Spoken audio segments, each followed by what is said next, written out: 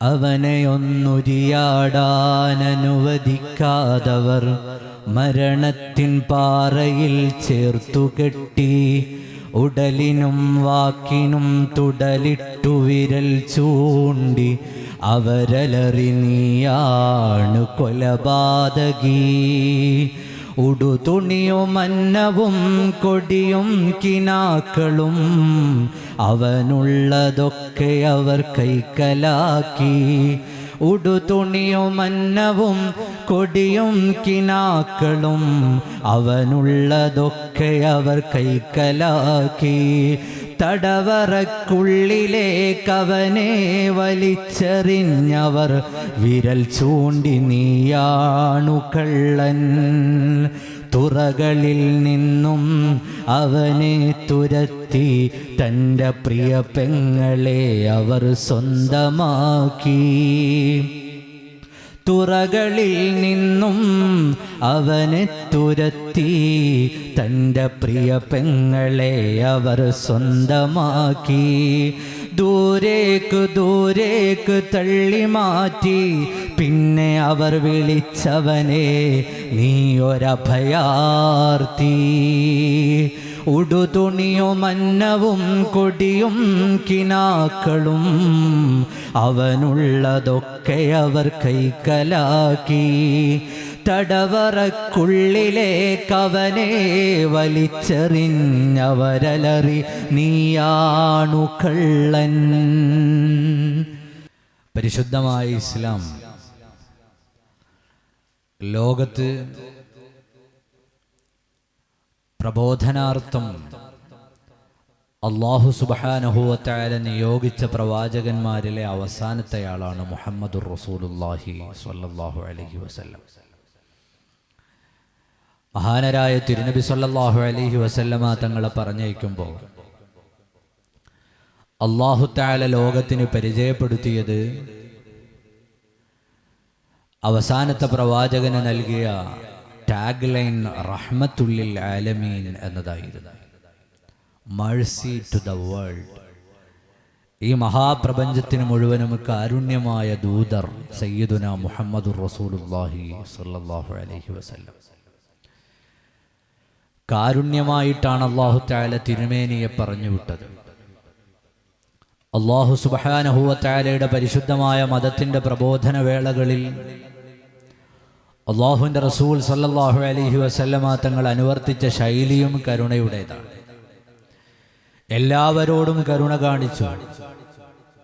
ഖുറൈശികളിൽ ഏറ്റവും അത്യുന്നതനായ ഒരു മനുഷ്യൻ, അറബികൾക്കിടയിൽ അന്ന് മനുഷ്യത്വം തീരെ ഇല്ലാത്ത കാലത്ത്, അടിമകളെ മനുഷ്യരായി പോലും കാണാത്ത കാലത്ത് അടിമകളായ മനുഷ്യരോടൊപ്പം നടന്നു. ചരിത്രം വായിക്കുമ്പോൾ നമ്മയൊക്കെയും ആ വർത്തമാനം അത്ഭുതപ്പെടുത്തും.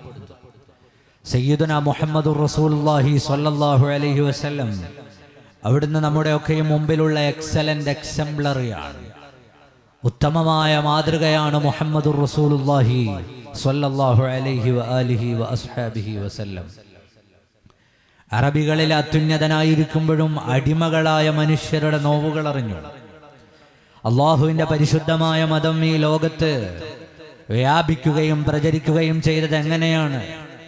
നാം ഓരോരുത്തരും ചരിത്രം വായിച്ചു നോക്കിയാൽ അവിടെയെല്ലാം നമുക്ക് മനസ്സിലാകും, നീതിയുടെയും ന്യായത്തിൻ്റെയും പക്ഷത്തു നിന്നുകൊണ്ടാണ്. സാഹോദര്യത്തിൻ്റെയും കരുണയുടെയും വാതിൽ തുറന്നുകൊണ്ടാണ്. എല്ലാ മനുഷ്യരെയും കൂട്ടിപ്പിടിച്ചതുകൊണ്ടാണ്. നാനാജാതി മതസ്ഥരോടും കരുണയോടെ വർത്തിച്ചതുകൊണ്ടാണ്. ലോകമാസകലമുള്ള രാജ്യങ്ങളിലേക്ക് മുഴുവനും ഇസ്ലാമാകുന്ന അത്യുന്നതമായ ദർശനം എങ്ങനെ കടന്നു ചെന്നു? എല്ലാ ജനവിഭാഗങ്ങളോടും കാരുണ്യത്തിന്റെ വർത്തമാനങ്ങൾ പങ്കുവെച്ചുകൊണ്ട് ഇസ്ലാം അതിൻ്റെ അധ്യാപനങ്ങളെ പറയാൻ തുടങ്ങിയപ്പോൾ സ്നേഹമസൃണമായ പെരുമാറ്റങ്ങളിലൂടെ നമ്മുടെ മുൻഗാമികൾ അത്യുജ്വലമായ ഈ ദീനിനെ പ്രകാശിപ്പിച്ചപ്പോഴാണ് എല്ലാ ഇടങ്ങളിലും പരിശുദ്ധമായ ദീനെത്തിയത്. നമ്മുടെ രാജ്യം വ്യത്യസ്തങ്ങളായ വർഗീയമായ ജാതി വ്യവസ്ഥകളുടെ തിരിവുകളുടെ ഒക്കെയും രാജ്യമായിരുന്ന കാലത്താണ് അറേബ്യയിൽ നിന്ന് അത്യുന്നതനായ ഒരു മനുഷ്യൻ ഈ നാട്ടിലേക്ക് വരുന്നത്. പേർഷ്യക്കാരായ ആളുകൾ ആര്യന്മാരാണ്, ഞങ്ങൾ ലോകത്തെ ഏറ്റവും ഉന്നതമായ രക്തത്തിന്റെ ഉടമകളാണ് എന്ന് പ്രഖ്യാപിക്കുകയും ബാക്കിയുള്ള മനുഷ്യരോട് തൊലി കറുത്തുപോയതിൻ്റെ പേരിൽ, നിറം വ്യത്യാസമുള്ളതിൻ്റെ പേരിൽ ആ മനുഷ്യരോട് കൃത്യമായ വിവേചനങ്ങൾ കാണിക്കുകയും ചെയ്യുന്ന കാലത്തായിരുന്നു ഇന്ത്യ രാജ്യത്തേക്ക് വന്ന ഇസ്ലാമിക പ്രബോധന പ്രവർത്തനങ്ങളിലെ നാഴികക്കല്ലായി മാറിയ മഹാനരായ ഖാജ മുഈനുദ്ദീൻ ചിശ്തി റളിയല്ലാഹു അൻഹു ഉത്തരദേശത്തേക്ക് ഈ മതത്തിന്റെ പ്രചരണാർത്ഥം വന്നു ചേർന്നത്. എന്തായിരുന്നു മഹാനവറുകളുടെ പ്രബോധനം? പരിശുദ്ധമായ ദീനിനെ പരിചയപ്പെടുത്തുന്ന നേരത്ത് സയ്യിദുനാ ഖാജ മുഈനുദ്ദീൻ ചിശ്തി റളിയല്ലാഹു അൻഹുവിന്റെ പ്രബോധനം നാനാജാതി മതസ്ഥരെയും ചേർത്തു നിർത്തുന്ന ജീവകാരുണ്യ പ്രവർത്തനങ്ങളുടെ മനോഹരമായ അധ്യാപനങ്ങളെ അവതരിപ്പിക്കലായിരുന്നു. നിങ്ങൾക്ക് വിശക്കുകയാണോ? നിങ്ങൾക്ക് വേണ്ടതു തരാം. നിങ്ങൾക്ക് കണ്ണീരാണോ? കണ്ണീരൊപ്പാനുള്ളത് തരാം. നിങ്ങൾക്ക് പ്രയാസമാണോ? ആ പ്രയാസങ്ങളെ ദൂരീകരിക്കാനുള്ള വഴികൾ തുറന്നു തരാം. ഇങ്ങനെയായിരുന്നു ഇസ്ലാമിക ലോകത്തെ കഴിഞ്ഞുപോയ പ്രബോധകരുടെ മുഴുവനും ജീവിതമെന്ന് ചരിത്രത്തിന്റെ ഇന്നലകളെ വായിച്ചു നോക്കിയാൽ നമുക്ക് മനസ്സിലാകും. അതിൻ്റെ പിന്മുറയാണ്, അതിനെ പിൻപറ്റിക്കൊണ്ടു തന്നെയാണ് കഴിഞ്ഞ 10 വർഷക്കാലവും അൽഹംദുലില്ലാ ഈ പ്രദേശങ്ങളിലെ നാനാജാതി മതസ്ഥരുടെയും കണ്ണീരൊപ്പി എല്ലാവർക്കും പ്രയാസങ്ങൾ വരുമ്പോൾ ഓടിച്ചെല്ലാൻ, വന്നു പറയാൻ ഒരു കൂട്ടം ആളുകൾ ഉണ്ടാവുക എന്ന് പറയുന്നത് എത്രമേൽ സന്തോഷകരമായ കാര്യമാണ്. ഒരു നാട്ടിൽ രോഗമുണ്ടാകുന്നു, പ്രയാസങ്ങൾ ഉണ്ടാകുന്നു, പ്രശ്നങ്ങൾ ഉണ്ടാകുന്നു. ഒരു പ്രിയപ്പെട്ട സഹോദരിയെ കല്യാണം ചെയ്തയക്കാനുള്ള സംഖ്യകൾ ഒത്തുകൂടാത്ത സാഹചര്യങ്ങൾ വരുന്നു. ചെന്നു പറയാൻ, അവലംബിക്കാൻ പറ്റിയ ഒരു കൂട്ടം ആളുകൾ ഉണ്ടാവുക എന്ന് പറയുന്നത് ആ പ്രദേശത്തിന്റെ സുഹൃതമാണ്. അൽഹംദുലില്ലാ കഴിഞ്ഞ 10 വർഷക്കാലമായി ഈ നാടിന്റെ ഈ സുഹൃതത്തെയാണ് പള്ളിക്കുറ്റിയിലെ മുസ്ലിം യുവജനവേദി, മുസ്ലിം യുവജന സംഘടന അതിന്റെ ഉത്തരവാദിത്തങ്ങളിലൂടെ, ജീവകാരുണ്യ പ്രവർത്തനങ്ങളിലൂടെ ഇവിടെ പ്രകാശിപ്പിച്ചുകൊണ്ടിരിക്കുന്നത്. ഇസ്ലാം ലോകത്ത് പ്രസരിപ്പിച്ചത് തന്നെ അങ്ങനെയാണ്, പ്രചാരണം നടന്നതും അങ്ങനെയാണ്. ഇസ്ലാമിക പ്രബോധനാർത്ഥം ലോകത്തിന്റെ എല്ലാ ഭാഗങ്ങളിലേക്കും ചെന്ന മഹാന്മാർ ആ നാടുകളിലുള്ള ജനങ്ങളുടെ കണ്ണീരൊപ്പിക്കൊണ്ടാണ് ഞങ്ങളുടെ മതം ഇങ്ങനെയാണ്, ഇവിടെ യാതൊരു വിവേചനവും ഇല്ല എന്ന് ലോകത്തോട് പ്രഖ്യാപിച്ചത്. മഹാനരായ സയ്യിദുനാ ഉമർ ഇബ്നുൽ ഖത്താബ് റളിയല്ലാഹു അൻഹു മഹാനവറുകൾ ഭരിക്കുന്ന കാലത്ത് AD 638 ഫലസ്തീൻ മുസ്ലിങ്ങളുടെ കൈകളിലേക്ക് വരുന്നത്. അന്നത്തെ ഫലസ്തീനിന്റെ ഗവർണറായിരുന്ന, ഷാമിന്റെ ഗവർണറായിരുന്ന മഹാനരായ അബൂ ഉബൈദ ആമിർ ഇബ്നുൽ ജറാഹ് റളിയല്ലാഹു അൻഹു മദീനയിലേക്ക് ഒരു കത്തെഴുതി, ഖലീഫ നിങ്ങളൊന്ന് ഞങ്ങളുടെ നാട് വരെ വരണം, ഞങ്ങളുടെ സമീപ പ്രദേശത്ത് വരെ, ഞങ്ങളുടെ നാടിന്റെ അരികത്ത് വരെ അങ്ങൊന്ന് വരണം. ഞങ്ങൾക്കെല്ലാവർക്കും അങ്ങയെ കാണാൻ ആഗ്രഹമുണ്ട്. വ്യത്യസ്തങ്ങളായ മതവിഭാഗങ്ങൾ അങ്ങയെ കാണാൻ കാത്തു നിൽക്കുന്നുണ്ട്. അതുകൊണ്ട് ഫലസ്തീനിലേക്ക് വരണമെന്ന് സയ്യിദുനാ ഉമർ ഇബ്നുൽ ഖത്താബ് റളിയല്ലാഹു അൻഹുവിന് കത്തെഴുതുകയാണ്. അന്നത്തെ ഫലസ്തീനിന്റെ ഗവർണറായിരുന്ന മഹാനരായ അബൂ ഉബൈദ ആമിർ ഇബ്നുൽ ജറാഹ് റളിയല്ലാഹു അൻഹു. ഇന്ന് ഫലസ്തീനിൽ പ്രശ്നം നടക്കുമ്പോൾ ചില ആളുകൾ വിചാരിക്കുന്നത് മുസ്ലിങ്ങളും ജൂതന്മാരും തമ്മിൽ വർഷങ്ങളായുള്ള കുടിപ്പകയുടെ ഭാഗമായിട്ടാണ് ഫലസ്തീനിലെ പാവങ്ങളായ പിഞ്ചോമന മക്കളെ ഇസ്രയേൽ എന്ന ഭീകരരാഷ്ട്രം കൊന്നുതള്ളുന്നത് എന്നാണ്. തീർച്ചയായും ആ വിചാരം തെറ്റാണ്. പരിശുദ്ധമായ ഇസ്ലാമിന്റെ കരങ്ങളിലേക്ക് ഫലസ്തീൻ വന്നു ചേരുന്നത് AD 638 ആ ചരിത്ര മുഹൂർത്തത്തെ നമ്മൾക്ക് ചരിത്രത്തിൽ നിന്ന് മനോഹരമായി വായിക്കാനുണ്ട്. മഹാനരായ ഉമർ ഇബ്നുൽ ഖത്താബ് റളിയല്ലാഹു അൻഹുവിനോട് പറഞ്ഞു, നിങ്ങൾ ഇവിടെ വരെ വരണം, ഞങ്ങളുടെ ദേശത്ത് വരെ വരണം, ഞങ്ങളുടെ രാജ്യമൊന്ന് സന്ദർശിക്കണം, മസ്ജിദുൽ അഖ്സയുടെ അരികിലേക്ക് അങ്ങൊന്ന് വരണം, അങ്ങേക്കാത്തിവിടെ ഒരുപാട് ആളുകൾ ഇരിപ്പുണ്ട് ഖലീഫ. കത്തെഴുതുകയാണ് മഹാനരായ അബൂ ഉബൈദ. അബൂ ഉബൈദ ആമിർ ഇബ്നുൽ ജറാഹ് റളിയല്ലാഹു അൻഹുവിന്റെ കത്ത് മദീനയിൽ എത്തിയപ്പോ ഖലീഫയായ ഉമർ ഇബ്നുൽ ഖത്താബ് റളിയല്ലാഹു അൻഹു ഈ യാത്രയ്ക്കുള്ള ദിവസം കുറിക്കുകയാണ്. മസ്ജിദുൽ അഖ്സ, പരിശുദ്ധമായ ഖുർആൻ അനുഗ്രഹത്തിന്റെ ഭൂമികയെന്ന് പരിചയപ്പെടുത്തിയ മസ്ജിദുൽ അഖ്സയുടെ ചാരത്തേക്ക് വിളിക്കുകയാണ്. ഖലീഫ ഇവിടെ വരെ ഒന്ന് വരാമോ? ഉമർ ഇബ്നുൽ ഖത്താബ് റളിയല്ലാഹു അൻഹു പുറപ്പെടുകയാണ്. തന്നെ കാണാൻ വ്യത്യസ്ത മതവിഭാഗങ്ങളിലുള്ള ആളുകൾ അവിടെ കാത്തിരിപ്പുണ്ടെന്നാണ്. ഈ കത്തെഴുതിയ ആളും ചില്ലറക്കാരനല്ല, അമീനുൽ ഉമ്മ സയ്യിദുനാ അബൂ ഉബൈദ. സ്വർഗം കൊണ്ട് സന്തോഷ വാർത്ത ലഭിച്ച 10 മഹാന്മാരിൽ ഒരാൾ. സ്വർഗത്തിലാണെന്ന് നബി സല്ലല്ലാഹു അലൈഹി വസല്ലം സന്തോഷ വാർത്ത പറഞ്ഞ 10 പേരിൽ ഒരാൾ. ثم الرضا عن أبي بكر وعن عمر وعن علي وعن عثمان ذي الكرم مولاي صل وسلم.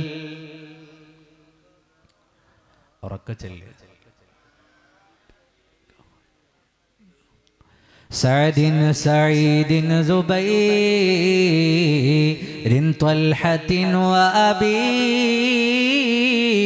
عبيدة وابن عوف عاشر الكرم مولاي صل وسلم.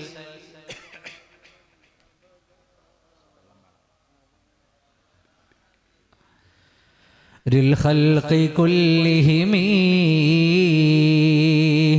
സ്വർഗം കൊണ്ട് സന്തോഷ വാർത്ത ലഭിച്ച ആളുകളിൽപ്പെട്ടയാളാണ് അമീനുൽ ഉമ്മ സയ്യിദുനാ അബൂ ഉബൈദ. അബൂ ഉബൈദ റളിയല്ലാഹു അൻഹു ആണല്ലോ വിളിക്കുന്നത്. മദീനയിൽ നിന്ന് പോകാതെ നിവർത്തിയില്ല. കാരണം അവർ ചില്ലറക്കാരനല്ല. ഹബീബായ മുഹമ്മദുർ റസൂലുള്ളാഹ് സ്വല്ലല്ലാഹു അലൈഹി വസല്ലമ തങ്ങൾക്ക് പ്രിയപ്പെട്ടയാളാണ്. അവിടുത്തെ നേതൃത്വത്തെ അംഗീകരിച്ച് ഇസ്ലാമിലേക്ക് കടന്നു വന്ന ദിവസം മുതൽ പരിശുദ്ധമായ ദീനിന് തന്റെ ജീവിതത്തെ മാറ്റിവെച്ച നേതാവാണ്. അല്ലാഹുവിന്റെ റസൂലിനേറെ ഇഷ്ടപ്പെട്ടയാളാണ് സയ്യിദുനാ അബൂ ഉബൈദ റളിയല്ലാഹു അൻഹു. അതുകൊണ്ട് അബൂ ഉബൈദ വിളിക്കുന്നുണ്ട്. അവിടുത്തെ ഗവർണറാണ്, എനിക്ക് അവിടെ വരെ ഒന്ന് പോകണം. സയ്യിദുനാ ഉമർ ഇബ്നുൽ ഖത്താബ് റളിയല്ലാഹു അൻഹു മദീനയിൽ നിന്ന് യാത്ര തിരിച്ചു. മദീനയിൽ നിന്ന് യാത്ര തിരിച്ച് തൻ്റെ കൂടെ പരിചാരകരൊന്നുമില്ല. മുന്നിലും പിന്നിലും പരിചാരകരുടെ വലിയൊരു സൈന്യത്തെയോ വലിയൊരു സംഘത്തെയോ നിയോഗിച്ചിട്ടില്ല. ആ ഒരു സംഘവുമില്ലാതെ ഒറ്റയാളായി തൻ്റെ കൂടെയുള്ള ഒരു പരിചാരകനെ മാത്രം കൂടെ കൂട്ടിക്കൊണ്ടാണ് സയ്യിദുനാ ഉമർ ഇബ്നുൽ ഖത്താബ് റളിയല്ലാഹു അൻഹു വരുന്നത്. സമയായപ്പോ മസ്ജിദുൽ അഖ്സയുടെ ചാരത്ത് നിന്നുകൊണ്ട് മഹാനരായ അബൂ ഉബൈദ റളിയല്ലാഹു അൻഹു പറഞ്ഞു, ഞങ്ങളുടെ നേതാവ് ഇപ്പൊ വരും, നിങ്ങളൊക്കെയും തയ്യാറായി നിൽക്കണം. ആളുകളൊക്കെ അറിയാൻ ആകാംക്ഷയോടെ കാത്തുനിന്നു. കാരണം ലോകത്തെ വ്യത്യസ്തങ്ങളായ രാജ്യങ്ങളിലെ നേതാക്കന്മാരെ അവർ കണ്ടിട്ടുണ്ട്. ലോകരാജ്യങ്ങളിലെ നേതാക്കന്മാരുടെ വരവും പോക്കും അവർ അറിഞ്ഞിട്ടുണ്ട്. എങ്ങനെയായിരിക്കും മുസ്ലിങ്ങളുടെ നേതാവ് വരിക എന്നറിയാനുള്ള ഒരു ക്യൂരിയോസിറ്റി അവർക്ക് എല്ലാവർക്കും ഉണ്ടായിരുന്നു. അവിടെയാണ് 2 മനുഷ്യർ മരുഭൂമിയിൽ നിന്ന് നടന്നു വരുമ്പോൾ അബൂ ഉബൈദ റളിയല്ലാഹു അൻഹു കൈ ചൂണ്ടിയിട്ട് പറഞ്ഞു, ആ വരുന്നതാണ് ഞങ്ങളുടെ നേതാവ്, ആ വരുന്നതാണ് ഞങ്ങളുടെ നേതാവ്. ആ നേതാവിനെയാണ് നിങ്ങൾ കാണുകയും സ്വീകരിക്കുകയും ചെയ്യേണ്ടത്. അവർ ചോദിച്ചു, പരിചാരകരില്ലേ? പരിചാരകരൊന്നും ആവശ്യമില്ല, അവർ 2 പേർ മാത്രമേ ഉള്ളൂ. വന്ന ഉടനെ മഹാനരായ സയ്യിദുനാ ഉമർ ഇബ്നുൽ ഖത്താബ് റളിയല്ലാഹു അൻഹുവിനെ അവിടെ ഉണ്ടായിരുന്ന വ്യത്യസ്ത മതവിഭാഗങ്ങളിലെ ആളുകൾ സ്വീകരിച്ചു. വിവിധ മതങ്ങളുമായി കരാറുകൾ എഴുതി. എന്തുകൊണ്ടാണ്? ഫലസ്തീൻ വ്യത്യസ്തങ്ങളായ മതവിഭാഗങ്ങൾക്ക് വളരെ പ്രധാനപ്പെട്ട ഭൂമിയാണ്. അവിടെയാണ് ചർച്ച് ഓഫ് നേറ്റിവിറ്റി ഉള്ളത്. ചർച്ച് ഓഫ് നേറ്റിവിറ്റി എന്ന് പറഞ്ഞാൽ സയ്യിദുനാ ഈസ അലൈഹിസ്സലാം, മഹാനരായ ഈസാ നബി അലൈഹിസ്സലാമിനെ, യേശു ക്രിസ്തുവിനെ അവിടുത്തെ ഉമ്മയായ മറിയം ബീവി റളിയല്ലാഹു അൻഹ പ്രസവിച്ച അടയാളമുള്ള പള്ളി, ക്രൈസ്തവ ദേവാലയമുള്ളത് ഫലസ്തീനിലാണ്. ചില ആളുകൾ പറയും ഫലസ്തീനിലെ പ്രശ്നം മുസ്ലിങ്ങളും ജൂതന്മാരും മാത്രമുള്ളതാണെന്ന്. നമ്മുടെ നാട്ടിലെ ചരിത്രത്തെയോ വസ്തുതകളെയോ അറിയാത്ത ചില വ്യക്തികൾ സാമൂഹിക മാധ്യമങ്ങളിൽ ഉൾപ്പെടെ പറയാറുണ്ട്, അവർക്കറിയില്ല ഈസാ പ്രവാചകരെ പ്രസവിച്ച പള്ളിയുള്ളത്, മറിയം ബീവി റളിയല്ലാഹു അൻഹ അത്ഭുതകരമായ ആ ജന്മത്തിന് സാക്ഷ്യം വഹിച്ച പള്ളിയുള്ളത് ഫലസ്തീനിലാണ്. അതിന്റെ പേരാണ് ചർച്ച് ഓഫ് നാറ്റിവിറ്റി. മഹാനരായ സയ്യിദുനാ ഈസാ പ്രവാചകർ അലൈഹിസ്സലാം അവിടുന്ന് ക്രൂശിക്കപ്പെട്ടിട്ടില്ല എന്നുള്ളതാണ് നമ്മുടെ വിശ്വാസം. വമാ ഖതലൂഹു വമാ സ്വലബൂഹു വലാകിൻ ശുബ്ബിഹ ലഹും.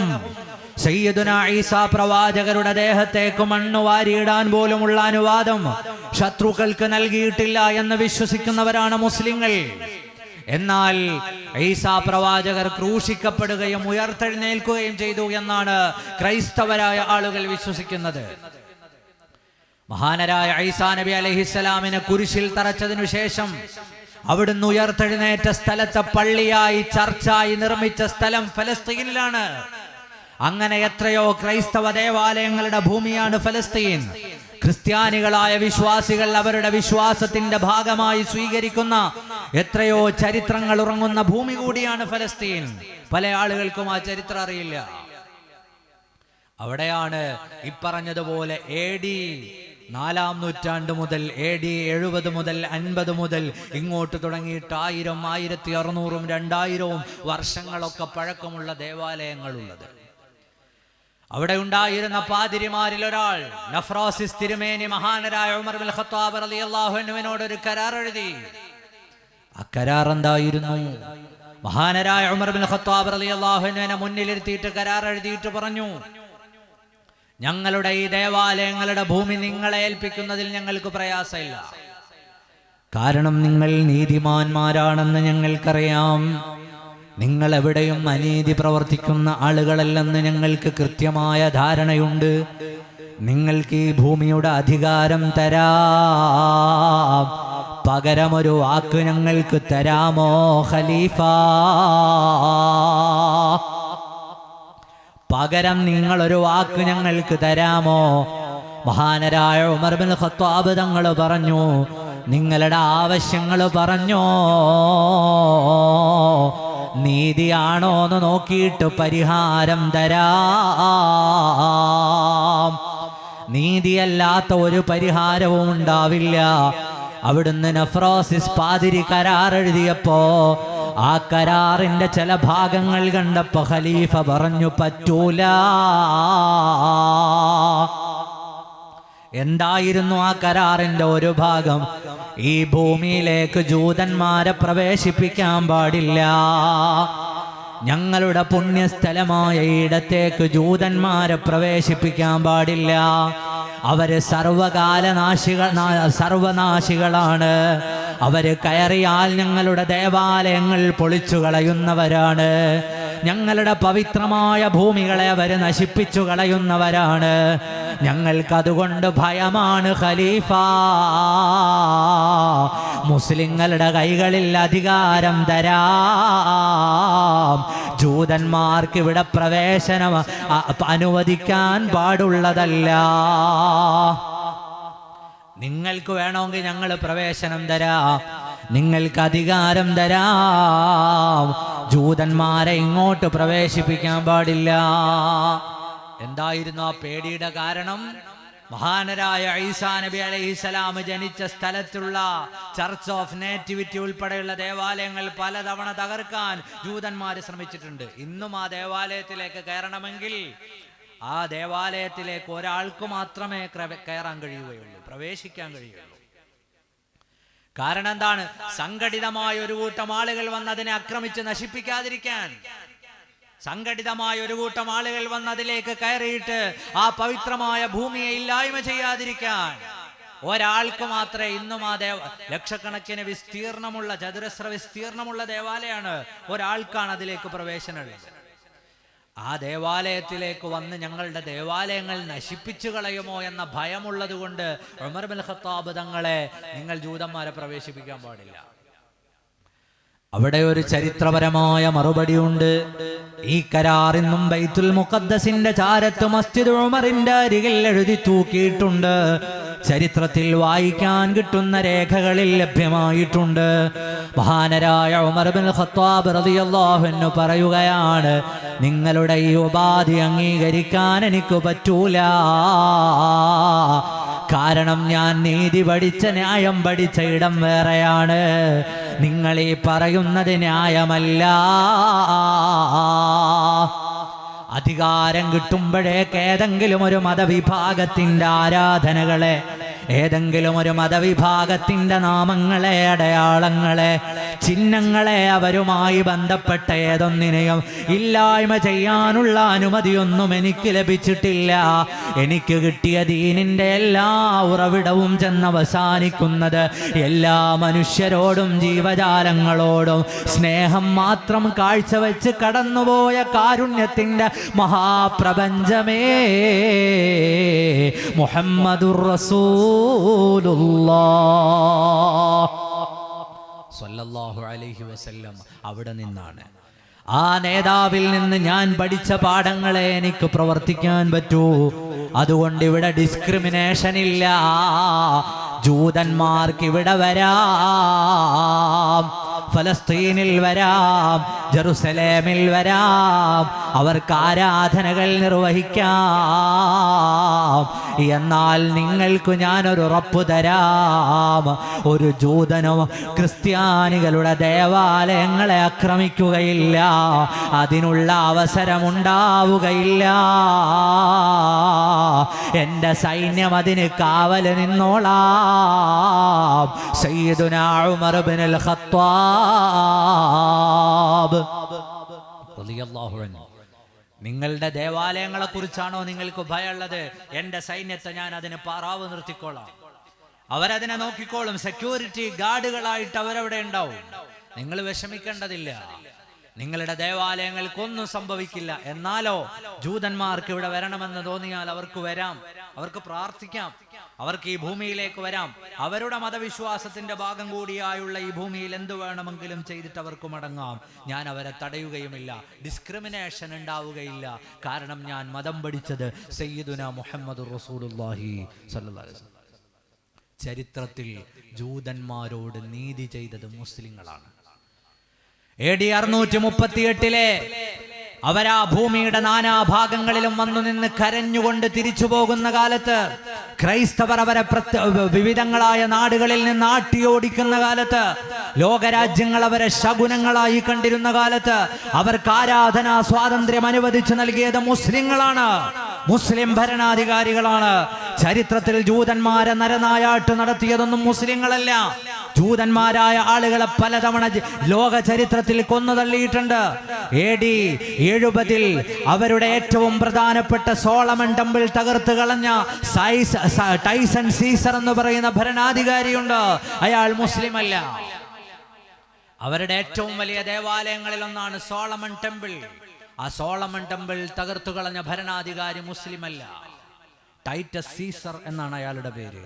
പേര് കേട്ടാൽ തന്നെ അറിയാം മുസ്ലിമാണോ ആണോ അല്ലേ. ഇപ്പൊ മുസ്ലിങ്ങളെ പേര് കേട്ടാലും ചിലപ്പോൾ അറിയൂല, നെറ്റിലൊക്കെ തപ്പിയിട്ട് പുതിയ പേരിടുന്ന കാലാണ്.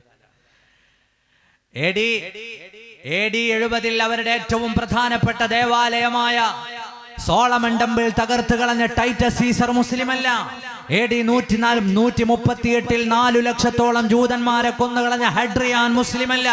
എന്തിലേറെ ലോക ചരിത്രത്തിൽ 65 ലക്ഷം ജൂതന്മാരെ കൊന്നുകളഞ്ഞ അഡോൾഫ് ഹിറ്റ്ലറും മുസ്ലിമല്ല. ലക്ഷക്കണക്കിന് ജൂതന്മാരെ അടിച്ചോടിച്ച ഫ്രാൻസുകാരനായ നെപ്പോളിയൻ മുസ്ലിമല്ല. ലക്ഷക്കണക്കിന് ജൂതന്മാരെ അടിച്ചോടിച്ച സ്പെയിൻകാർ മുസ്ലിമല്ല. അന്ന് പോർച്ചുഗൽ ഭരിച്ചിരുന്നത് മുസ്ലിങ്ങളല്ല. ചരിത്രത്തിൽ മുസ്ലിങ്ങൾ എവിടെയെങ്കിലും ജൂത സമൂഹത്തോട് നീതികേട് കാണിച്ച, ന്യായമല്ലായ്മ കാണിച്ച ഒരു ചരിത്രത്തെയും എവിടെയും നമുക്ക് വായിക്കാൻ പറ്റില്ല. മുസ്ലിങ്ങളും ജൂതന്മാരും തമ്മിൽ അങ്ങനെ ഒരു പ്രശ്നവും ഇല്ല കേട്ടോ, അങ്ങനെ ഒരു പ്രശ്നം ഉണ്ടായിട്ടില്ല. പിന്നെന്തായിരുന്നു വിഷയം?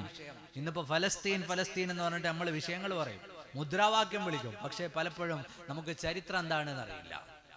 ഇന്ന് നമ്മൾ ഈ കാണുന്ന ചരിത്രങ്ങൾ ആരംഭിക്കുന്നത് നൂറ്റാണ്ടുകൾക്ക് മുമ്പുള്ള കുടിപ്പകയുടെയൊന്നും പിന്നാലെയുള്ള ഏതെങ്കിലും മിത്തുകളുടെയോ കുടിപ്പകയുടെയോ പിന്നാലെ വന്ന കാരണങ്ങൾ കൊണ്ടൊന്നുമല്ല. ജൂതന്മാരായ ആളുകൾ, അവർക്ക് ലോകത്ത് പല രാജ്യങ്ങളിലും അവരെ കാണുന്നത് തന്നെ ദുശകുനമായിരുന്നു. നിങ്ങളിൽ പല ആളുകളും വായിച്ചിട്ടുണ്ടാവും, ഷേക്സ്പിയറിന്റെ ദ മർച്ചന്റ് ഓഫ് വെനീസ് എന്ന് പറഞ്ഞിട്ട് ഒരു കൃതിയുണ്ട്. പല ആളുകളും വായിച്ചിട്ടുള്ള ആളുകളുണ്ടാവും. മർച്ചന്റ് ഓഫ് വെനീസ് ഷേക്സ്പിയർ എഴുതുമ്പോ അതിലെ വില്ലൻ, പ്രധാന വില്ലൻ കഥാപാത്രത്തിന്റെ പേരാണ് ഷൈലോക്ക്. അയാളോ ആർത്തിമൂത്ത, അത്യാഗ്രഹിയായ, കൊള്ളപ്പലിശക്കാരനായ, മനുഷ്യത്വമേതുമില്ലാത്ത ഒരാൾ. അയാൾ ജൂതനാണ് എന്നാണ് ഷേക്സ്പിയർ എഴുതിയത്. അവസാനം പൈസ തിരിച്ചു കൊടുക്കാനില്ലാതെ വരുമ്പോ ശരീരത്തിൽ നിന്ന് ഒരു റാത്തൽ ഇറച്ചി അറുത്തെടുത്തു തരൂ എന്ന് പറയുന്ന കണ്ണിൽ ചോരയില്ലാത്ത ആ മനുഷ്യൻ, അയാൾ ജൂതനാണ്. ഇതുപോലെ ഇംഗ്ലീഷ് സാഹിത്യത്തിലെ വ്യത്യസ്തങ്ങളായ പുസ്തകങ്ങളിലെ വില്ലന്മാരൊക്കെയും ജൂതന്മാരാണ്. ജൂതന്മാരെ കാണുന്നത് തന്നെ ശകുനമാണ്. ജൂതന്മാർ പ്ലേഗ് രോഗം പടർത്തുന്നവരാണ് എന്ന് തുടങ്ങിയിട്ട് ജൂതന്മാർക്കെതിരെ നിരന്തരം ആരോപണങ്ങൾ ഉന്നയിച്ചുകൊണ്ട് ലോകത്തിന്റെ വ്യത്യസ്ത രാജ്യങ്ങളിൽ നിന്ന് അവരെ ആട്ടിയോടിക്കുകയും കൊല്ലുകയും ഒക്കെ ചെയ്തു. ബാക്കിയുണ്ടായിരുന്ന കുറഞ്ഞ ആളുകൾക്ക് താമസിക്കാൻ ഒരു സ്ഥലം വേണം. അവരാദ്യം കരുതിയത് ഞങ്ങൾക്ക് അമേരിക്കയിൽ പോയാൽ താമസിക്കാൻ ഒരു സ്ഥലം ഉണ്ടാവുന്നതാണ്. പക്ഷെ അത് സാധിച്ചില്ല. ലോകത്തിന്റെ വിവിധ ഭാഗങ്ങളിൽ ഞങ്ങൾക്ക് എല്ലാവർക്കും കൂടി താമസിക്കാൻ ഒരിടം കിട്ടുമോ എന്ന് ജൂതന്മാർ അന്വേഷിച്ചു. ഫലസ്തീനിൽ വരുന്നതിന് മുമ്പ് അമേരിക്കയിൽ പറ്റുമോ, മഡ്ഗാസ്കറിൽ പറ്റുമോ, കെനിയയിൽ പറ്റുമോ, ജപ്പാനിൽ പറ്റുമോ, ഞാൻ വിശാലമായി പറയുന്നില്ല. പല സ്ഥലങ്ങളിലും താമസിക്കാനുള്ള സ്ഥലം കിട്ടുമോ എന്ന് അന്വേഷിച്ചു. എവിടെയും സ്ഥലം കിട്ടാതെ വരുന്ന സമയത്താണ് ബ്രിട്ടൻ ഒന്നാം ലോക മഹായുദ്ധകാലത്ത് തങ്ങളെ എല്ലാ നിലയിലും സഹായിക്കുന്ന ജൂത കുടുംബങ്ങൾക്ക് ഒരു കത്തെഴുതി നൽകുന്നത്. നിങ്ങളുടെ സഹായവും സഹകരണവും ചാരപ്പണിയും സാമ്പത്തിക സഹായവും ഒക്കെ ഞങ്ങൾക്ക് തന്നാൽ നിങ്ങളെ നിങ്ങൾ പറയുന്ന ഒരു സ്ഥലത്ത് കൊണ്ടുപോയി താമസിപ്പിക്കാം. 1881 ഒന്നാമത്തെ ജൂത കുടിയേറ്റം നടക്കുന്നത്. 1897 ലോക സിയോണിസ്റ്റ് സമ്മേളനം നടക്കുന്നത്. എന്നാൽ അതിന്റെ എല്ലാം ഒടുവിൽ 1948 മെയ് 14 ഇസ്രയേൽ എന്ന ലോകം കണ്ട ഏറ്റവും ഭീകര രാജ്യങ്ങളിൽ ഒന്നായ ഇസ്രയേൽ എന്ന രാഷ്ട്രം രൂപപ്പെടുന്നത്. എങ്ങനെയാണ് ആ രാജ്യം രൂപപ്പെടുന്നത്? ഫലസ്തീൻ എന്ന് പറയുന്ന പ്രദേശത്ത് അന്ന് 11 ലക്ഷം അറബികളുണ്ട്. അവരുടെ ഇടയിലേക്ക് ലോകത്തിന്റെ വ്യത്യസ്ത ഭാഗങ്ങളിലുള്ള ജൂതന്മാരെ കൊണ്ടുവന്ന് അവരുടെ ഇടയിൽ താമസിപ്പിച്ചു. ഏതുപോലെ?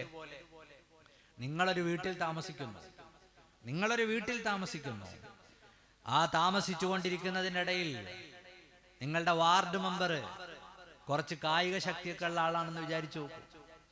അയാൾക്ക് നല്ല ഫിസിക്കലായി അയാളെ കണ്ടാൽ ആരും ഒന്ന് പേടിക്കും. അങ്ങനെയുള്ള ഒരാള് വേറെ കുറച്ച് ആളുകളെ കൊണ്ടുവന്നിട്ട് ഇവരെ കൂടി നിങ്ങളെ വീട്ടിന്റെ ഒരു റൂമിൽ താമസിപ്പിച്ചോളൂ എന്ന് പറഞ്ഞിട്ട് അവിടെ താമസിപ്പിക്കുന്നു. നിങ്ങൾ സന്തോഷത്തോടെ താമസിക്കുന്ന വീടിന്റെ ഒരു മുറിയിൽ പുറത്തുനിന്ന് തന്റെ കയ്യൂക്ക് കൊണ്ട് ഒരാൾ മറ്റു കുറച്ച് ആളുകളെ കൊണ്ടുവന്ന് താമസിപ്പിക്കുന്നു. ആദ്യം അവർ കുറച്ച് സ്ഥലത്ത് താമസിച്ചു.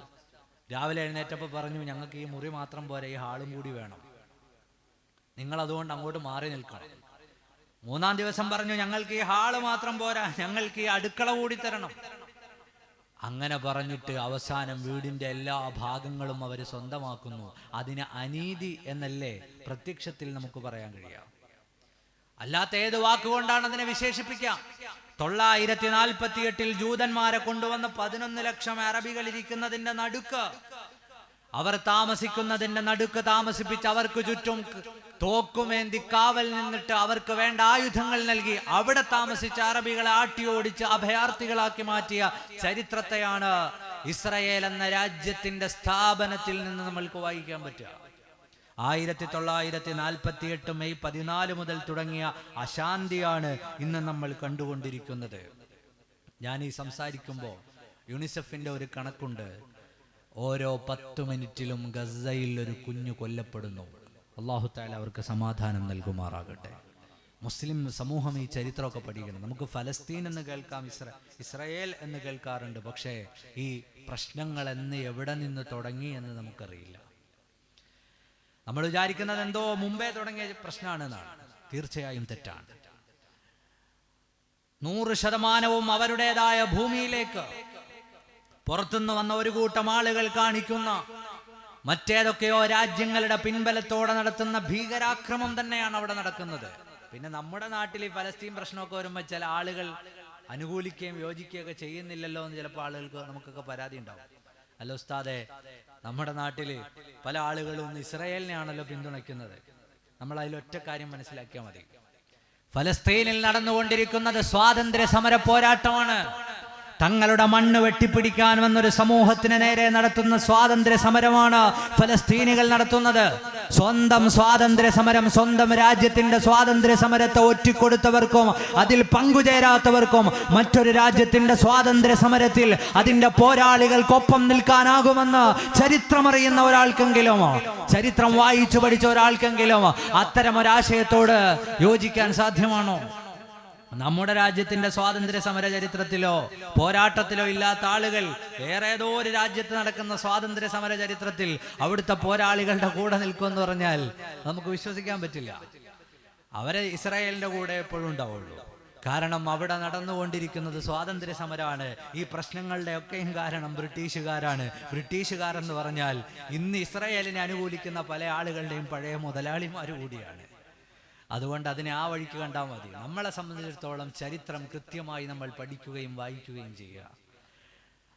ഇസ്രായേലിനെ അല്ലാഹു സുബ്ഹാനഹു വ തആല പരിശുദ്ധമായ ഫലസ്തീനിലെ മസ്ജിദുൽ അഖ്സയെ പരിശുദ്ധമായ ഖുർആനിന്റെ വ്യത്യസ്തങ്ങളായ ഭാഗങ്ങളിൽ അനുഗ്രഹീതമായ ഭൂമിയായി അവതരിപ്പിച്ചു. ആ ഫലസ്തീനിലേക്ക് കടന്നു വന്ന് അവരുടെ അവകാശങ്ങളെ മുഴുവനും പിടിച്ചെടുത്ത ഒരു കൂട്ടം ആളുകൾ. ഞാൻ ആദ്യം ചൊല്ലിവെച്ചത് മഹ്മൂദ് ദർവീഷിന്റെ ഒരു കവിതയാണ്, നമ്മുടെ മലയാളം കവിതയല്ല. മഹ്മൂദ് ദർവീഷ് എന്ന് പറഞ്ഞയാൾ ഫലസ്തീനിലെ കവിയാണ്. അദ്ദേഹം പറഞ്ഞതാണ്, അദ്ദേഹത്തിന്റെ കവിതയാണ്. ആ കവിതയുടെ ചില വരികളാണ് ഞാൻ എൻ്റെ പ്രസംഗത്തിന്റെ ആമുഖത്തിൽ പാടിവെച്ചത്, പറഞ്ഞു വെച്ചത്. അവർക്കുള്ളതൊക്കെയും കൈക്കലാക്കി, എന്നിട്ട് ദൂരേക്ക് ദൂരേക്ക് തള്ളി മാറ്റി, എന്നിട്ട് അവരെ വിളിച്ചു നിങ്ങളാണ് അഭയാർത്ഥികൾ. അതായത് മനുഷ്യ ചരിത്രത്തിൽ ആലോചിച്ച് നോക്ക്, ഇത്രയും വൃത്തികെട്ട സമീപനമുള്ള മറ്റൊരു രാജ്യമില്ല. ഞാൻ പറഞ്ഞു വന്നത്, ഇസ്ലാം എപ്പോഴും ജൂതന്മാരോട് നല്ല നിലയിലേ പെരുമാറിയിട്ടുള്ളൂ. ഇസ്ലാം എപ്പോഴും നല്ല രീതിയിലേ പെരുമാറിയിട്ടുള്ളൂ. സയ്യിദുനാ ഉമർ ഇബ്നുൽ ഖത്താബ് റളിയല്ലാഹു അൻഹുവിന്റെ ചരിത്രമാണ് അതിന് തെളിവ്. മഹാനവറുകളോട് പാതിരിമാർ പറഞ്ഞു ജൂതന്മാരെ പ്രവേശിപ്പിക്കാൻ പാടില്ല. മഹാനവറുകൾ പറഞ്ഞു ആ വർത്തമാനത്തെ അനുവദിച്ചു തരൂല. നിങ്ങൾ ഈ പറയുന്ന ആശയം, നിങ്ങൾ ഈ പറഞ്ഞുകൊണ്ടിരിക്കുന്ന ആവശ്യം എനിക്ക് നിങ്ങൾക്ക് സാധിച്ചു തരാൻ സാധ്യമല്ല. ഇവിടേക്ക് അവര് വന്നോട്ടെ, അവര് പ്രാർത്ഥിച്ചോട്ടെ, പ്രശ്നമല്ല. നിങ്ങളുടെ ദേവാലയങ്ങൾക്ക് ഞാൻ കാവൽ തരാം. ഇസ്ലാം അങ്ങനെയാണല്ലോ, എല്ലായ്പ്പോഴും നീതിയുടെ മതമാണ്, ന്യായത്തിൻ്റെ മതമാണ്, സമാധാനത്തിൻ്റെ ദർശനമാണ്.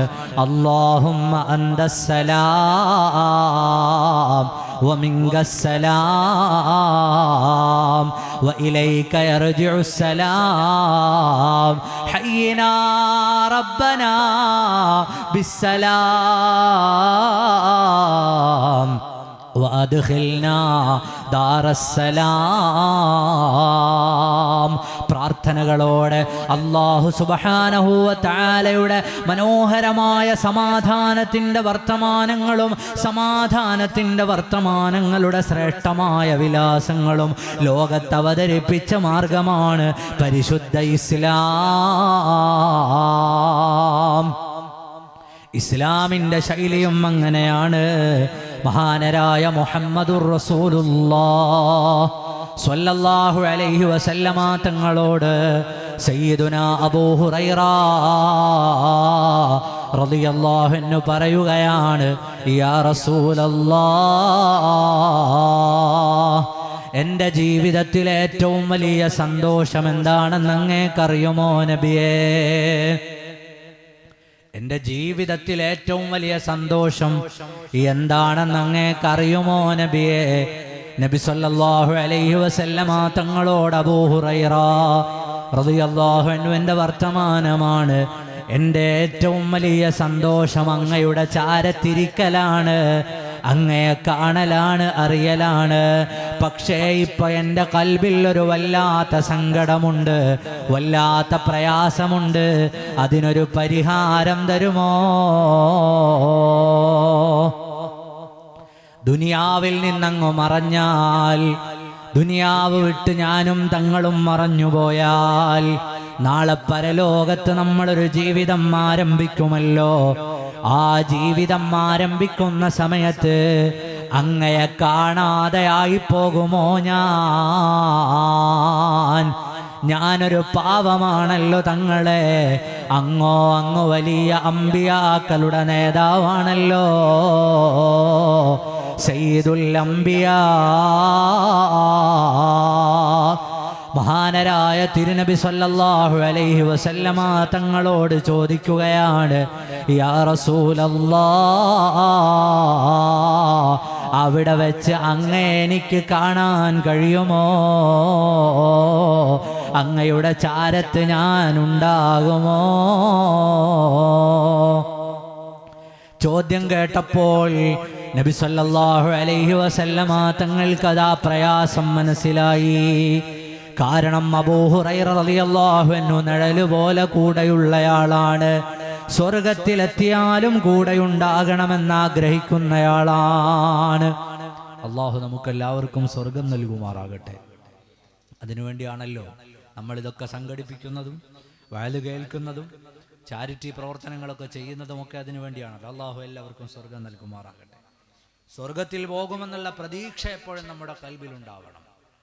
ഞാൻ സ്വർഗത്തിൽ പോകുമെന്ന പ്രതീക്ഷ നമ്മുടെ കൽബിലുണ്ടാകണം. അതിനുവേണ്ടി അള്ളാഹുവിനോട് ചോദിക്കുകയും വേണം, പടച്ചവനെ എനിക്ക് സ്വർഗം നൽകണമേ എന്ന്.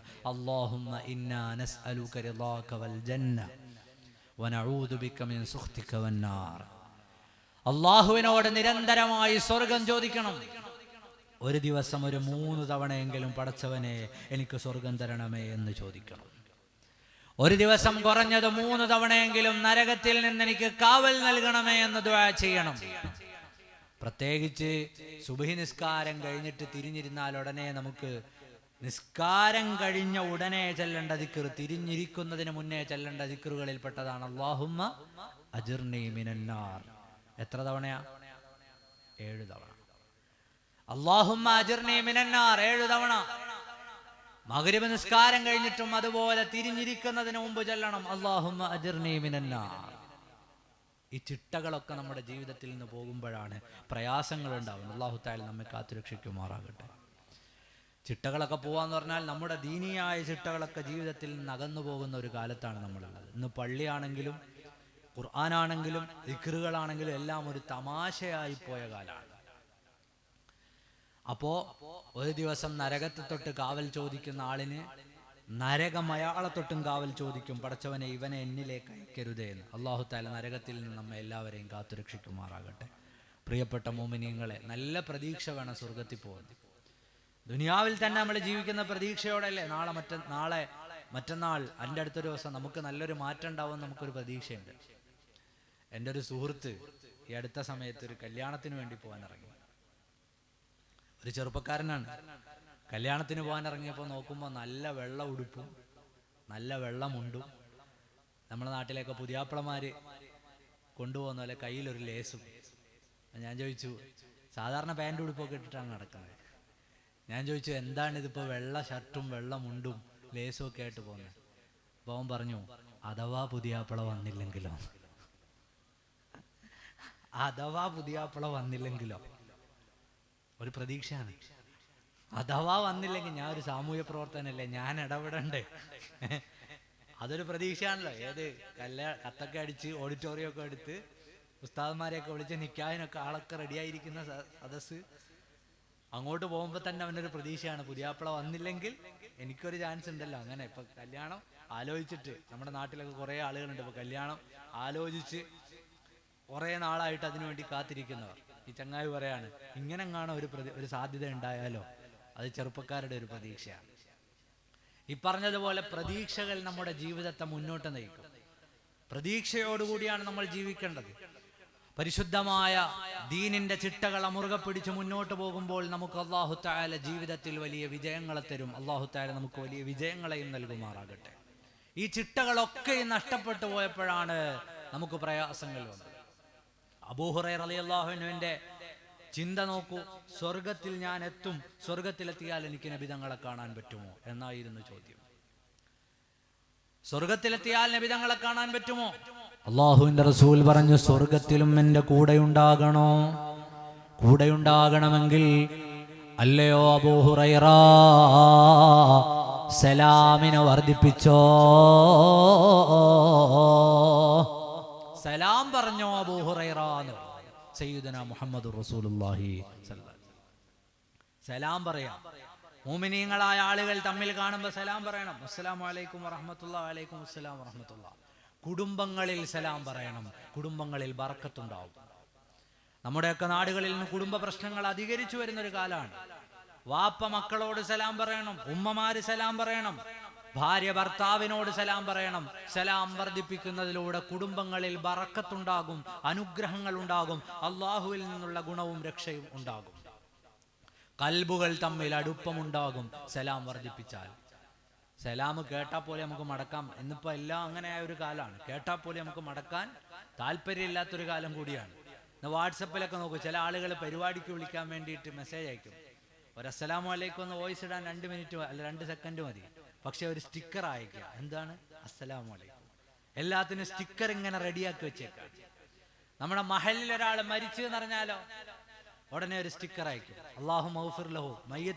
മയ്യത്തിന്റെ ദുആഇന്റെ ഒരു സ്റ്റിക്കർ നേരത്തെ റെഡിയാക്കി വെച്ചേക്കാണ് എല്ലാവർക്കും അയക്കാൻ. മഹലിൽ ആരെങ്കിലും മരിച്ചു എന്ന് പറഞ്ഞാൽ ഒരു സ്റ്റിക്കർ വാട്സപ്പിൽ അയച്ചു കൊടുക്കും.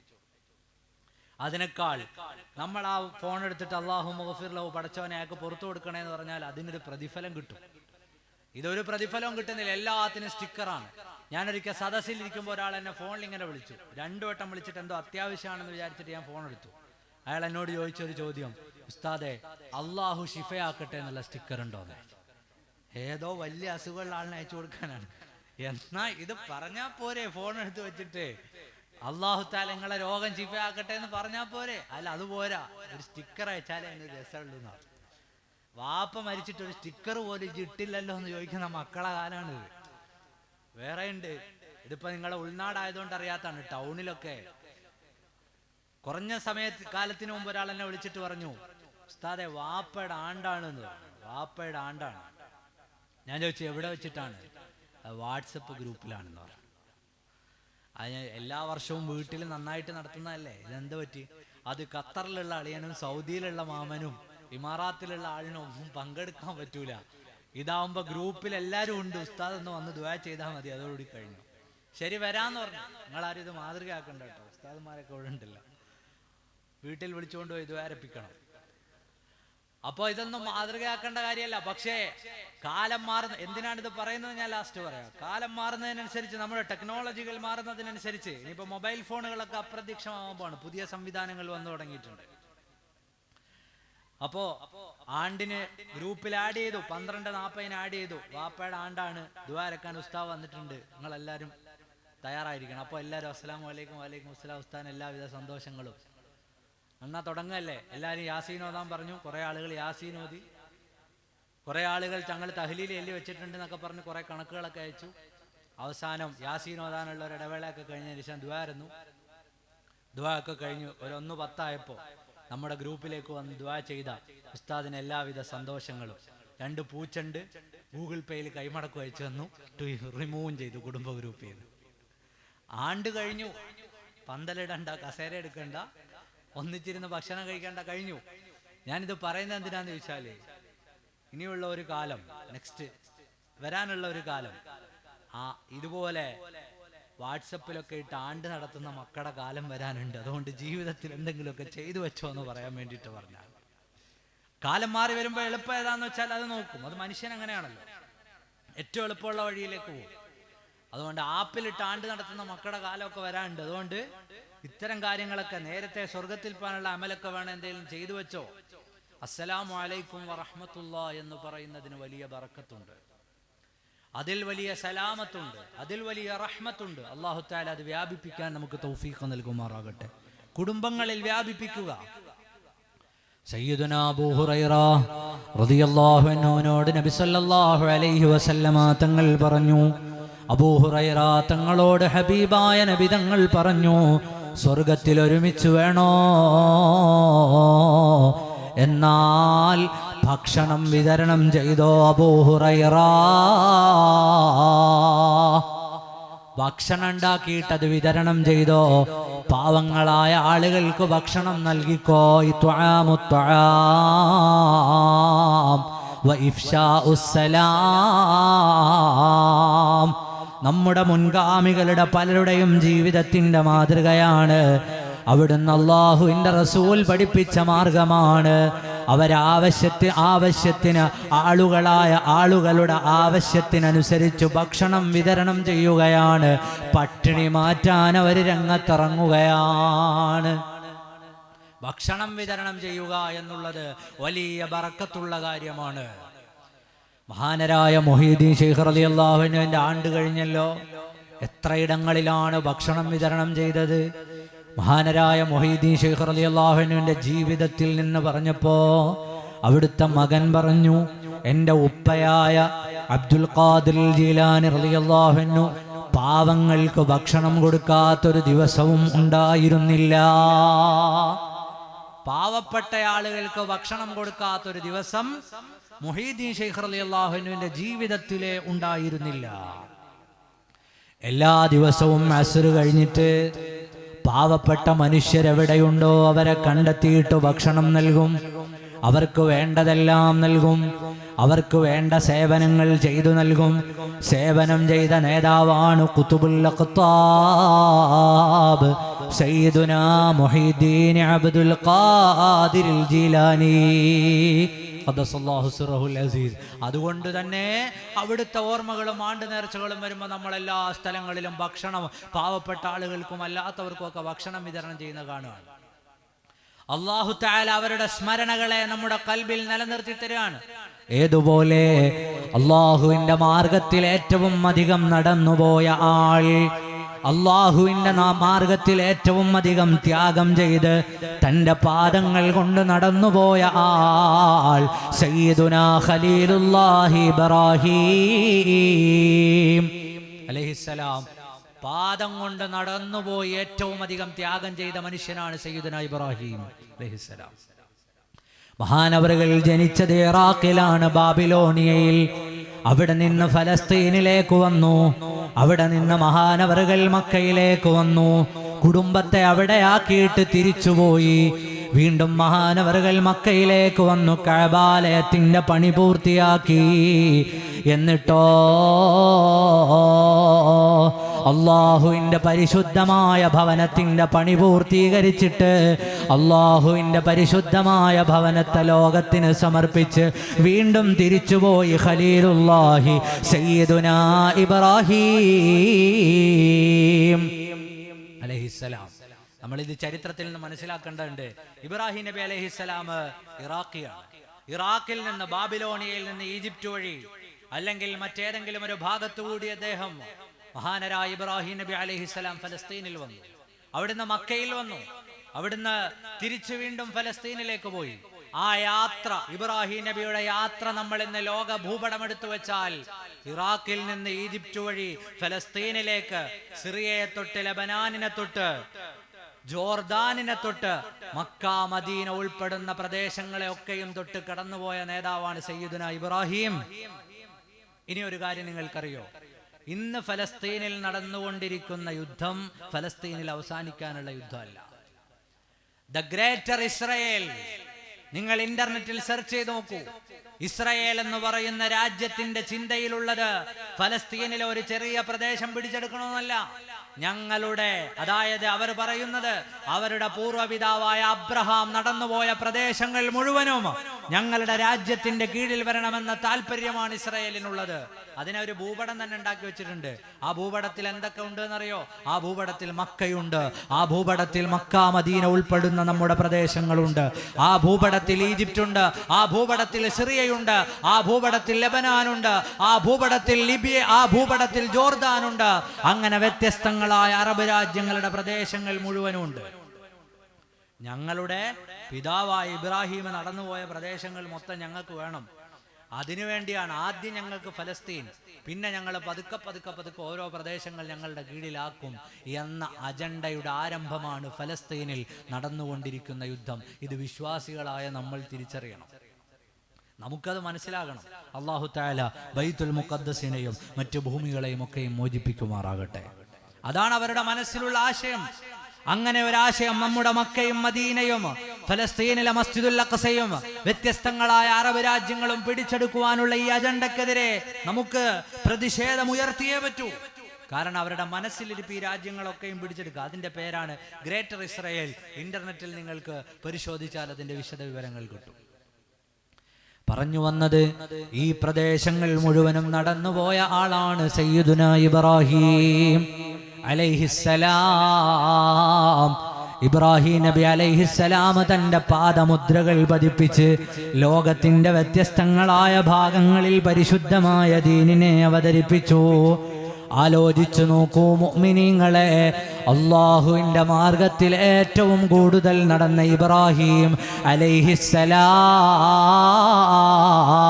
അവിടുത്തെ പാദം പതിഞ്ഞ ഒരു കല്ലെന്നും കഅബാലയത്തിന്റെ അരികിൽ കാണാം. മഖാമു ഇബ്രാഹിം, പരിശുദ്ധ ഖുർആൻ പഠിപ്പിച്ചു തന്നില്ലേ? മഖാമു ഇബ്രാഹിം മുസല്ലാ. അല്ലാഹു തആല അതൊക്കെ പോയി കാണാൻ നമുക്ക് തൗഫീഖ് നൽകുമാറാകട്ടെ. കഅബാലയത്തിന്റെ അരികിൽ 1,24,000 നബിമാരില്ലയോ? മഹാരഥന്മാരായ അമ്പിയാക്കൾ പലരുമില്ലയോ? വലിയ മനുഷ്യരെത്രയോ കഴിഞ്ഞുപോയില്ലയോ? ഒരു മനുഷ്യന്റെ പാദമുദ്രയെ ഖിയാമം നാൾ വരെ അല്ലാഹു സൂക്ഷിക്കുകയാണ്. കഅബാലയത്തെ വലം വെച്ച് വരുന്ന മനുഷ്യർക്ക് കാണാൻ, അവർക്കറിയാൻ, അവർക്ക് പഠിക്കാൻ ആ പാദമുദ്രയുടെ പ്രത്യേകത എന്താണ്? ഖിയാമം നാൾ വരെ വരുന്ന മനുഷ്യർ പഠിക്കണം. അല്ലാഹുവിൻ്റെ മാർഗത്തിൽ ഏറ്റവും അധികം നടന്ന കാൽ, റബ്ബിന്റെ മാർഗത്തിൽ ഏറ്റവും അധികം നടന്നയാളുടെ കാൽ, ആ പാദമുദ്രയാണ് മഖാമു ഇബ്രാഹിം. കഅബാലയത്തിന്റെ അരികിൽ കഅബ നിർമ്മിക്കുന്ന സമയത്ത് മഹാനരായ ഇബ്രാഹിം നബി അലൈഹിസ്സലാം കയറി നിന്ന കല്ലിൽ മഹാനവറുകളുടെ പാദം പതിഞ്ഞു. ആ കല്ലിനെ ഖിയാമം നാൾ വരെയും അല്ലാഹു തആല കഅബയുള്ളിടത്തോളം അതിന്റെ ചാരത്ത് വിശ്വാസികൾക്ക് ദ്വാരക്കാൻ, വിശ്വാസികൾക്ക് അതിന്റെ അരികിൽ നിസ്കരിക്കാൻ എല്ലാം ഖുർആനിലൂടെ പരിചയപ്പെടുത്തി അവിടെ സ്ഥാപിക്കുകയും ചെയ്തു. കാരണം റബ്ബിന്റെ മാർഗത്തിൽ ഏറ്റവും അധികം നടന്ന കാലാണ്. അതുപോലെ തന്നെയാണ് മഹാരഥന്മാരായ നമ്മുടെ മുൻഗാമികളുടെ ജീവിതവും. അവർ അല്ലാഹുവിന്റെ മാർഗത്തിൽ സർവ്വതും സമർപ്പിച്ചപ്പോ, റബ്ബിന്റെ മാർഗത്തിൽ ഇറങ്ങി ജനങ്ങൾക്ക് ഭക്ഷണം കൊടുത്തപ്പോ, ഖിയാമം നാൾ വരെയുള്ള ജനങ്ങൾക്ക് മുഹീദ്ദീൻ ശൈഖ് റളിയല്ലാഹു അൻഹുവിനെ അറിയാം, റിഫായി ശൈഖ് റളിയല്ലാഹു അൻഹുവിനെ അറിയാം, ലോകം കണ്ട മഹാരഥന്മാരായ ആളുകളെ അറിയാം. അവരുടെ പേരിനെ അല്ലാഹു തആല നിലനിർത്തുകയാണ്. അവരുടെ കാലത്ത് ജീവിച്ചിരുന്ന പലരുടെയും പേരു പറയാൻ അറിയില്ലെങ്കിലും, അവരുടെ കാലത്ത് അത്യുന്നതന്മാരായ പലരെയും ജനങ്ങൾക്കറിയില്ലെങ്കിലും, മഹാന്മാരായ നമ്മുടെ മുൻഗാമികളെ വിശ്വാസികൾക്കറിയാം. അള്ളാഹുവിൻ്റെ മാർഗത്തിൽ ഭക്ഷണം വിതരണം ചെയ്യുക എന്ന, റബ്ബിൻ്റെ മാർഗത്തിലായി ഏതെങ്കിലും ഒരു സൽക്കർമ്മം ചെയ്യുക, ആ ചെയ്യുന്നതിന് നമ്മൾ വിചാരിക്കുന്ന പ്രതിഫലമൊന്നുമല്ല. ഭക്ഷണം കൊടുത്താൽ നമ്മൾ വിചാരിക്കുന്ന പ്രതിഫലമൊന്നുമല്ല. സ്വർഗത്തിൽ എൻ്റെ കൂടെ ഉണ്ടാകുമെന്ന് സയ്യിദുനാ മുഹമ്മദുർ റസൂലുള്ളാഹി മഹാനരായ തിരുനബി സല്ലല്ലാഹു അലൈഹി വസല്ലം പഠിപ്പിക്കുകയാണ്. അബൂ ഹുറൈറ റളിയല്ലാഹു അൻഹുവിനെ പഠിപ്പിച്ചു കൊടുക്കുകയാണ്, കുടുംബ ബന്ധങ്ങളെ ചേർത്ത് വെക്കുക, സ്വർഗത്തിൽ എന്നോടൊപ്പം ഉണ്ടാകുമെന്ന് മുഹമ്മദുർ റസൂലുള്ളാഹി സ്വല്ലല്ലാഹു അലൈഹി വസല്ലം. കുടുംബ ബന്ധങ്ങൾ ചേർത്ത് വെക്കുന്നതിൽ മുസ്ലിങ്ങൾ വളരെയേറെ പ്രാധാന്യത്തോടുകൂടി ശ്രദ്ധയോടുകൂടി സമീപിക്കേണ്ട ഒരു കാലമാണ്. കാരണം എന്താന്ന് വെച്ചാൽ എല്ലാ കുടുംബങ്ങളിലും ഇന്ന് പ്രശ്നങ്ങളുണ്ട്. ചില കുടുംബങ്ങളിലെ കുട്ടികള് ലഹരിക്ക് അഡിക്റ്റായി പോയി. പല പുതിയ പിള്ളേരും പുതിയ സിന്തറ്റിക് ഡ്രഗ്സുകളുടെ അടിമകളാണ്. അല്ലാഹു തആല നമ്മുടെ മക്കളെയൊക്കെ കാത്തു രക്ഷിക്കുമാറാകട്ടെ. ഈ സിന്തറ്റിക് ഡ്രഗ്സുകൾ എന്ന് പറഞ്ഞാൽ 1-2 തവണ ഉപയോഗിക്കുമ്പോൾ, ഞാനിവിടെ താമരക്കുളത്തൊക്കെ പ്രസംഗിക്കുമ്പോൾ പറഞ്ഞിട്ടുണ്ട്, 1-2 തവണ ഉപയോഗിക്കുന്നതിലൂടെ ജീവിതാവസാനം വരെ അതിൻ്റെ അടിമകളായി പോകുന്ന അതിമാരകമായ ലഹരി മരുന്ന് അതിന്ന് നമ്മുടെ മക്കളുടെ ഇടയിലേക്ക്, 6-ാം ക്ലാസ്സിലും 7-ാം ക്ലാസ്സിലും ഒക്കെ പഠിക്കുന്ന നമ്മുടെ മക്കളുടെ ഇടയിലേക്ക് വ്യാപിച്ച കാലമാണ്. അള്ളാഹു നമ്മുടെ ആൺമക്കളെയും പെൺമക്കളെയും ഒക്കെ കാത്തുരക്ഷിക്കുമാറാകട്ടെ. പുതിയ പിള്ളേരുടെ ഭാഷയിൽ പറഞ്ഞാൽ, പുതിയ പിള്ളേർ പറയും പോച്ചയും പൊടിയടിച്ച് പറന്ന് നടക്കാന്ന് പറയും. ഈ അടുത്തൊരു പയ്യൻ പറഞ്ഞാണ്, ഞാൻ ചോദിച്ചു, ഒരാളുടെ അവസ്ഥ ചോദിച്ചപ്പോൾ പറഞ്ഞാണ്, ഉസ്താദേ അവൻ പോച്ചയും പൊടിയടിച്ച് പറന്ന് നടക്കുകയാണ്, അവനെ കിട്ടാനില്ല എന്ന് പറഞ്ഞു. അപ്പോൾ ആ കാലത്ത് ഇങ്ങനെ ഒരു കൂട്ടായ്മ ഉണ്ടാവുകയും ജനങ്ങളെ സഹായിക്കണമെന്നൊക്കെ തോന്നുകയും ചെയ്യുന്ന ചെറിയ കാര്യമൊന്നുമല്ല, വലിയൊരു കാര്യമാണ്. പിള്ളേരെ കിട്ടാനില്ല, പോച്ചയും പൊടിയടിച്ച് പറന്ന് നടക്കുക. ഈ കാണുന്ന കിട്ടുന്ന ലഹരി മരുന്നുകൾ മുഴുവൻ ഇഞ്ചക്ട് ചെയ്ത് വലിച്ചു കയറ്റി പിടിച്ചു കയറ്റി, ഏതാണ് ഈ സാധനം? 3-4 വർഷം കഴിയുമ്പോൾ അവൻ്റെ ഓർമ്മയുടെ സിസ്റ്റം മുഴുവൻ തകരാറിലായി പോകും. ആർക്കും പിന്നെ അവൻ ആവശ്യം ഉണ്ടാവില്ല. ഇപ്പോൾ ഒരു രസം ഉണ്ടാവും. ചില ചെറുപ്പക്കാരെ പറയും ഇപ്പം നല്ല രസമാണ്, കുറച്ച് നാൾ കഴിയുന്നതോടുകൂടി നിന്റെ ജീവിതം അവിടെ അവസാനിച്ചു. നമ്മളൊന്ന് ആലോചിച്ച് നോക്കിയാൽ മതി. നമ്മുടെ കരിയർ, നമ്മുടെ ഫ്യൂച്ചർ, നമ്മളുമായി ബന്ധപ്പെട്ട എല്ലാ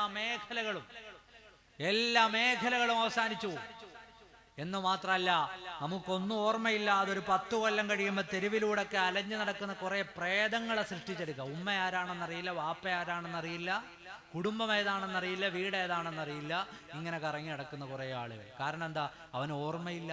അവൻ എന്തൊക്കെയോ വലിച്ചു കയറ്റിയിട്ട് അവന്റെ ദുനിയാവും ദീനും മുഴുവനും നശിപ്പിച്ചു കളയുന്ന ഒരു സാഹചര്യത്തിലേക്ക് എത്തും. അല്ലാഹു തആല കാത്തുരക്ഷിക്കുമാറാകട്ടെ.